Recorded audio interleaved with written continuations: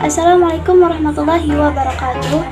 Perkenalkan, nama saya Lutfi Ratna, semester 1 dari jurusan PGMI dan dari kampus Sekolah Tinggi Ilmu Al-Quran Rasyidiyah Khalidah Amantai. Nah, jadi di sini kita akan membahas tentang plagiarisme. Apa sih plagiarisme itu? Plagiarisme itu kalau dari dalam KBBI atau Kamus Besar Bahasa Indonesia adalah bentuk pengambilan sebuah karangan, ide, terus kayak gagasan itu yang berasal dari orang lain kemudian diakui menjadi milik sendiri gitu. Terus secara singkatnya, plagiarisme ini mengambil hak cipta seorang tanpa mencantumkan sumber atau nama pemiliknya tadi. Oke, kita next. Kira-kira apa ya hukuman buat pelaku plagiarisme itu? Nah, jadi di sini menurut pasal 72 ayat 1 OHC dengan pidana penjara masing-masing paling singkat 1 bulan atau denda paling sedikit 1 juta rupiah atau pidana penjara paling lama itu 7 tahun dan atau bisa juga denda paling banyak 5 miliar rupiah.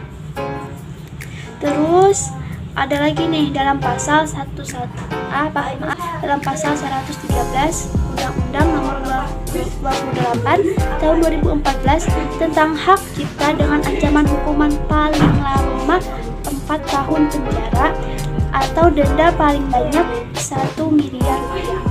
Wow, banyak juga guys. Itu tadi adalah hukuman buat si pelaku plagiarisme. Jadi setelah kita mengetahui hukuman tentang si pelaku plagiarisme, usahain kalau kita bikin sesuatu itu atau kita ingin mengutip atau mengambil karya orang lain, usahakan mencantumkan sumbernya. Sekiranya kita tidak tidak melakukan plagiarisme. Oke, next. Sekarang kita lanjut pembahasan yang ketiga. Apa aja sih tindakan yang termasuk plagiarisme? Nah, jadi yang pertama itu kita mengakui karya orang lain itu adalah karya kita sendiri. Terus atau kita mengakui tulisan orang lain itu adalah tulisan milik kita sendiri. Bisa juga kita mengakui gagasan orang lain itu adalah gagasan hasil dari pemikiran kita sendiri. Padahal itu semua murni kita mengambil hak cipta orang lain. Bisa juga ketika kita meringkas atau memparafrasekan sebuah kalimat tapi tidak mencantumkan sumbernya, tidak mencantumkan asal-usulnya, dan masih banyak lagi tindakan-tindakan tentang plagiarisme ini.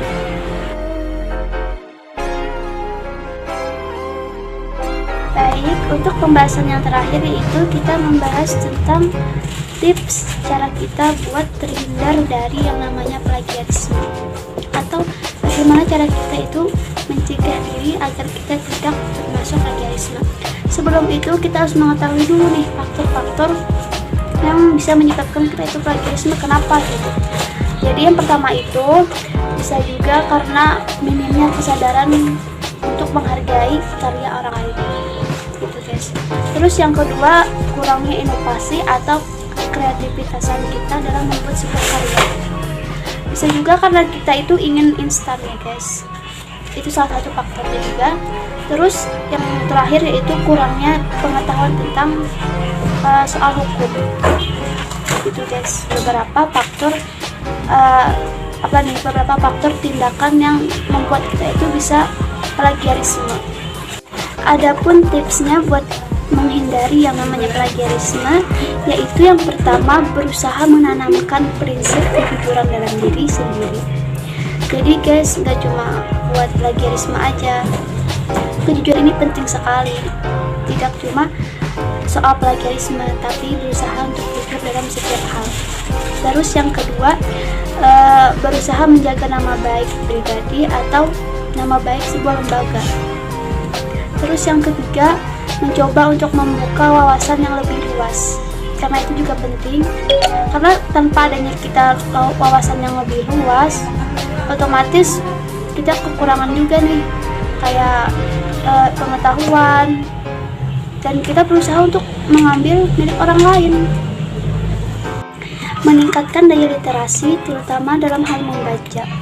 Dan membaca itu penting sekali, karena dengan membaca kita bisa membuka wawasan yang lebih luas, bisa menambah kosakata yang lebih banyak, dan otomatis kita juga punya banyak kalimat yang dalam pikiran kita, sehingga bisa menghindarkan kita dari plagiarisme.